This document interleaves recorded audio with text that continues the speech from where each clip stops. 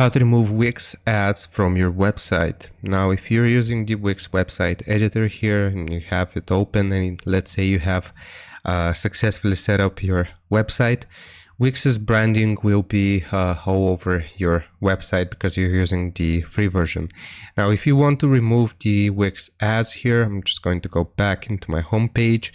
You will need to click on Upgrade, which is going to show you a list of all of the different Wix premium plans. As you can see, we have Lite, Core, Business, Business Elite. Now, all of these plans will include a custom domain and no Wix branding. So this is the thing that we actually need. So basically, depending on whichever, you can choose any plan here from the list that is shown. And it will remove the Wix ads from your website, which will essentially just make your custom branding that more unique, and you won't have to show the Wix ads here on your website. So that's basically it. You have to choose a plan, and once you get the premium plan, the ads will automatically be removed. I hope this was informative. Leave a like and sub, and I'll see you next time.